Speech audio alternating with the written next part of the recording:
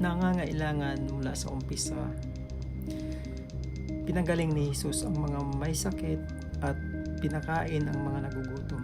Dahil doon, sinusundan siya ng napakaraming tao. Ngunit nais niyang malaman nila na kung sino siya ay mas dakila kaysa sa kung ano ang kanyang binibigay. Sinabi ni Jesus, "Ako ang tinapay na nagbibigay buhay. Ang lumalapit sa akin ay hindi na magugutom kailanman, at ang sumasampalataya sa akin ay hindi na mauuhaw kailanman." Isang napakagandang salita galing sa Panginoon. Mababasa niyo ito mga kapatid sa Juan 6:35. Maaring namang ginawa tayo ng Diyos na likas na walang kinakailangan, ngunit sa halip ginawa niya tayong umaasa sa mga bagay tulad ng pagkain, tubig, hangin, pagtulog, sikat ng araw, at sa kanya sinadya niyang idisenyo ang mundong ito na may mga partikular na pangangailangan at ilang limitasyon.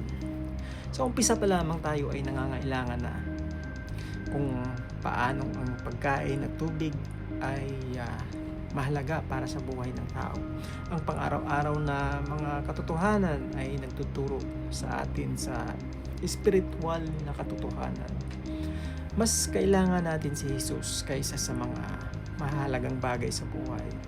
Maaari tayong makahanap ng katuparan sa ating trabaho at mga relasyon, gayon din sa pera, katanyagan, kapangyarihan, pagtatalik, tagumpay at pakikipagsapalaran. Ngunit lahat ng ito ay nagre-resulta sa kahungkagan.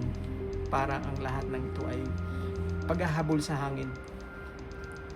Tama po. Kaya huwag lamang nating sundin si Jesus para lamang sa kung ano ang kanyang maibibigay, kundi para kung sino siya. Isipin natin na ang mundong ito ay hindi kailanman makapagbigay ng lubos na kasiyahan, ngunit mayroon na tayong mapagkukunan ng tunay na pagkain. Maaari tayong lumapit sa kanya upang mabusog dahil siya ang tinapay at buhay. Yes po mga kapatid, siya ang ating tinapay at buhay. Kung wala tayong Jesus sa buhay natin, will not exist. Panalangin. O Diyos, Ikaw ang tinapay ng buhay, tunay na pagkain para sa aking kaluluwa. Patawarin mo ako kapag hinahabol ko ang inaalok ng mundo. Sorry Lord. Sa halip na Ikaw, nais kitang makilala at sundan ka kaysa sa mga walang kabuhang kasiyahan. Pakita sa akin ang paano makakamtan ang kasiyahan sa pamamagitan ng paggugol ng oras kasama ka. Sa pangalan ni Jesus. Amen. Maraming salamat mga kapatid sa pagtapos sa aking video.